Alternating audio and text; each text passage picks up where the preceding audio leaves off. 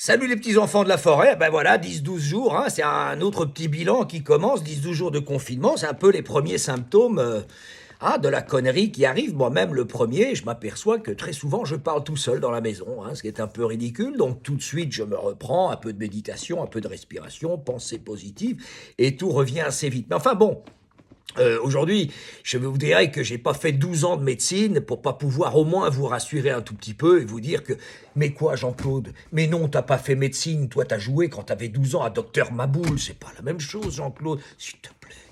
Enfin bref, moi je voulais vous rassurer, tout ira bien, gardons le calme, relaxons-nous, j'entends un peu dans les jardins voisins que ça peut s'énerver de temps en temps, surtout restez positif, tout ira bien.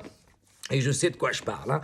Alors évidemment, bon, moi je viens vers vous aujourd'hui pour vous donner des petites astuces et pour mieux vivre votre confinement, quelque part. Alors la première chose que je vous dirais, vous avez vu, je me suis installé un drain.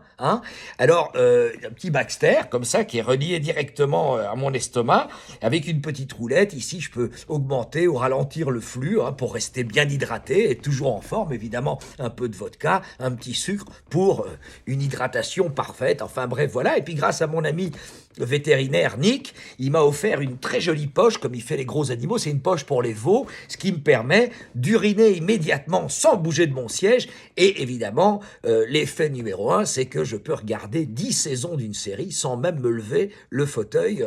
Voilà, je bouge plus de mon fauteuil. C'est formidable. Donc ça, c'est ce que j'appelle une amélioration de cool. Et j'ai toujours eu cette devise, un minimum pour un maximum. Et voilà, au moins j'en fais, au mieux je me porte. Donc là, je suis parfaitement tranquille. Vous pouvez le faire avec un sachet en plastique, éventuellement relié avec une petite paille. Enfin, il n'y a rien de plus facile à faire. Et puis de temps en temps, bon, ben voilà. Enfin, je veux dire, c'est vraiment... Alors, dans les jeux que je propose pour vous améliorer un petit peu le confinement, il y en a un que j'adore, c'est mon favori.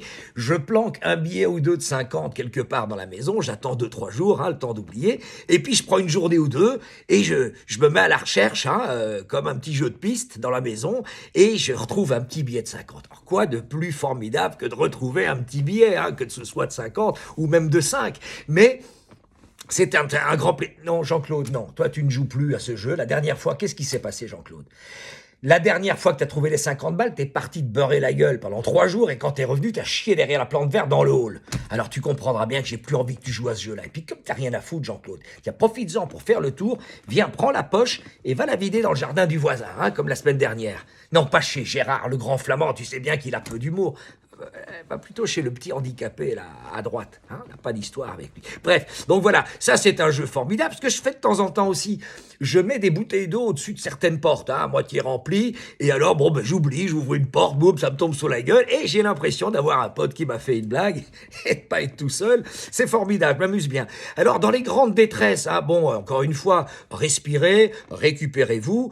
J'en profite qu'il soit parti pour vous avouer un truc quand même, parce que bon, je fais le malin, mais il m'est arrivé d'avoir, la semaine dernière, de très vilaines pensées en regardant la petite maison dans la prairie d'Ellie Olson qui courait avec sa petite jupette dans les herbes hautes. Je lui dis, Fred, Nelly, cette petite conne, tu vas pas te mettre à avoir des vilaines pensées. Et là, je me suis dit, oulala, Fred, attention. Là, t'as les fils qui se touchent doucement. Je me suis récupéré de nouveau, respiration. Voilà. Alors, j'ai pris la boîte de Kleenex qui était sur la table et qu'est-ce que j'ai fait pour me calmer? Eh ben, j'ai compté les Kleenex, un par un d'une boîte, pour voir combien il y avait de Kleenex. J'ai jamais su. Eh ben, j'avais jamais fait ça de ma vie. C'est vachement intéressant. Je vous dis pas combien il y en a, sinon vous ferez pas l'exercice. Et alors, de temps en temps, ce que vous pouvez faire aussi, c'est prendre les cure-dents, la boîte entière de cure-dents, et alors les colorier un par un. Ça, vous allez passer un moment formidable, c'est vraiment de la méditation, c'est très agréable.